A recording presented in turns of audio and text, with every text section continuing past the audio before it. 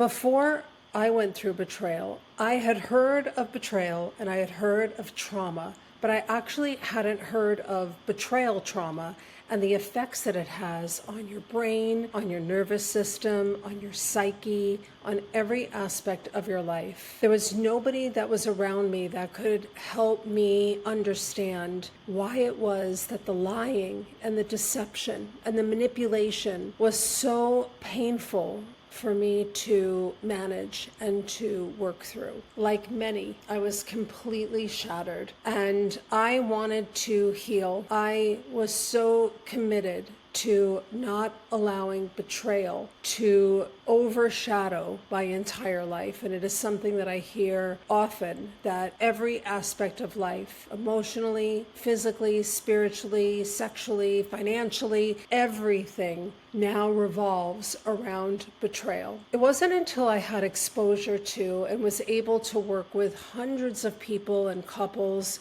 who have gone through betrayal that I saw the same thing play out time and time again. And these patterns were real great indicators to show who heals and who doesn't. It is so important to know where to put your time, your energy, your focus, your resources, because healing doesn't happen by accident. And by knowing what to work on, what to focus on, is critically important, and just as important, what not to. In this video, I'm going to share with you the 3 things that stand out to me as being the differentiation between the couples who work through betrayal and work towards healing and through healing and continue to heal, and those that don't. So let's start with the first point, the replay loop. Now, just hearing the term replay loop, you might already be nodding your head. Early on after initial discovery, most couples live in triage, and that makes perfect sense. There is complete shock, total panic. Your brain keeps dragging you back to discovery,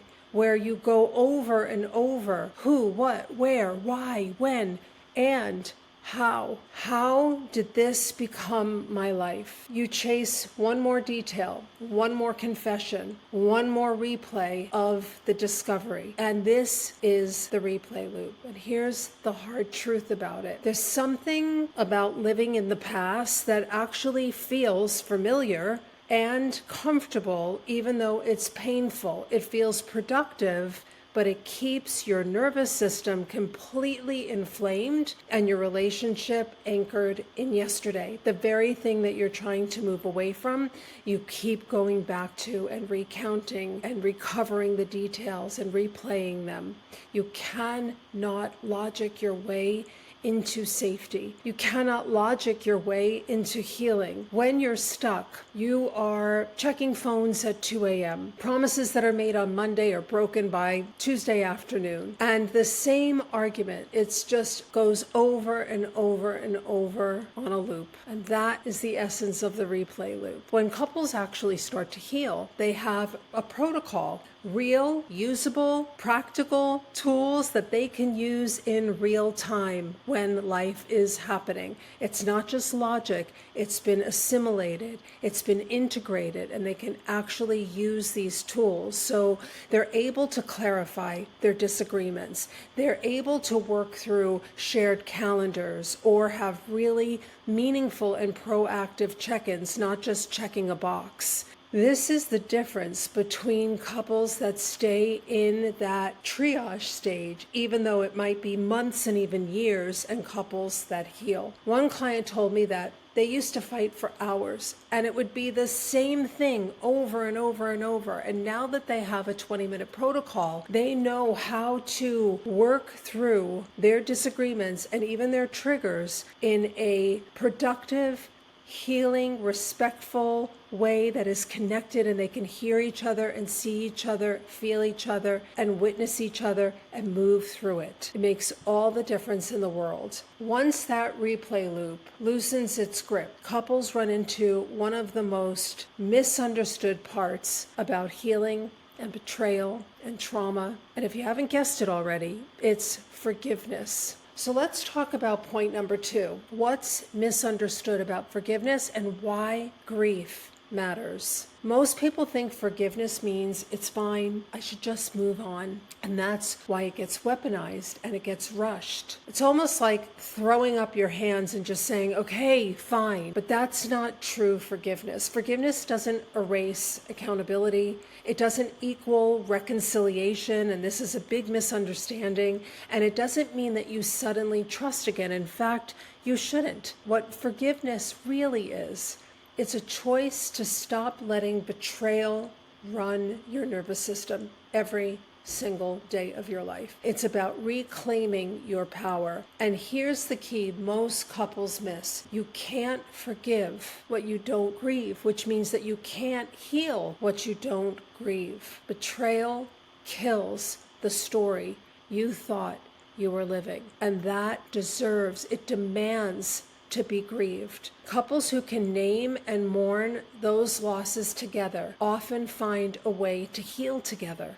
It is such a pivotal and important part. When couples stay stuck, the betrayed partner waits to feel forgiving. That feeling may never come, while the betraying partner, on some level, is almost demanding forgiveness as proof of love or commitment or stick-to-itiveness. Nobody wins that way. When couples heal, they name the losses out loud. It could sound like we lost the picture of what our 25th year would look like. I've lost that dream that we would be that couple that stayed close and connected and committed throughout their entire marriage. Those are real, grievable losses. I lost the version of me that felt safe. I lost the concept that you are my person. Now, it doesn't mean that these things can't be regained and rebuilt and renewed and restored, because they can in a new way to move forward. But it's so important to actually witness each other's grief without fixing, without defending, without any demands. The shared grief opens the door to genuine forgiveness. I've seen couples literally look at each other and say, we'll never have the story that I thought that we were having. And that kills me. And they just allow that to exist together in a space and grieve that by naming it and by experiencing it together. That moment of grief was the exact thing that freed them to move forward, to forgive, and build something honest. This brings us to the third trap, and the one that can quietly swallow you both and the whole relationship if you're not careful. The betrayal identity trap, and I see this on replay all the time, is letting betrayal become your identity. I'm the betrayed partner. I'm the betrayer. Every group, every session, every meeting that you go to, much of what you read, what you listen to, the books, the podcasts, the workshops, the intensives, they're all built around one of you is the betrayed and the other one is the betrayer. And it becomes an identity. On a personal level, I can tell you, I never took on the identity of being betrayed. I was so committed, number one, to healing, but also that my life and who I was so much more than this event. It is an event, it is not an identity. The betraying partner becomes nothing more than the betrayer, and the betrayed partner becomes nothing more than the person that was betrayed. Betrayed, the word, is rooted in the past. And betrayer, the word, is a verb, and it is active, and it is alive in the now and in the future. We don't want either of those things. So replacing those and not allowing betrayed and betrayer to become your identity and part of your language, part of your neural pathway, is critically important. These labels overshadow every other part of who you are. And that, on a relational level, the marriage itself becomes the couple dealing with betrayal. The identity literally takes over everything, and suddenly there's no space for joy or play or vision. It's just white knuckle survival. When this trap takes hold, there's nothing to look forward to. You get frozen in these roles instead of moving forward as people who have gone through a significant event in their life. It is not about minimizing at all, but it is also about not maximizing and identifying in a way that keeps you stuck and anchored and tethered to the past. When couples stay stuck, recovery itself becomes their whole identity. Every dinner, every conversation, every thought loop goes back to betrayal. When couples heal, they name the trap out loud. Yeah, betrayal is part of our story, but it is not going to be our legacy. They choose to develop themselves,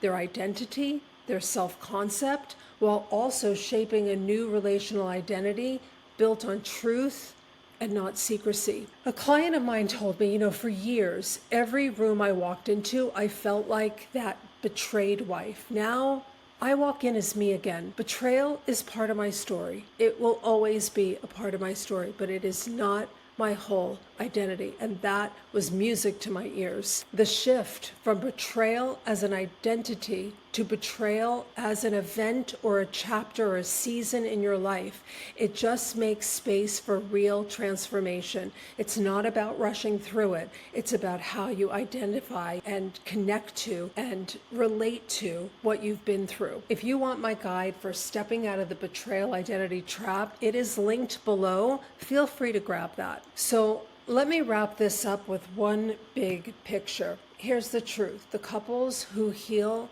don't get stuck in the replay loop. They don't misunderstand forgiveness or skip grief, and they don't let betrayal become their whole identity. Instead, they regulate, they grieve together, they forgive as a pathway for freedom, not acceptance, not reconciliation, freedom to move forward. And they create new identities and a new relationship to heal. If you want my help walking this out, check the link below this video and you can book a free consultation call. And if this video gave you pause and something to think about, then I want to ask you to subscribe so that you don't miss the next one. And until then, be well. I'll see you soon.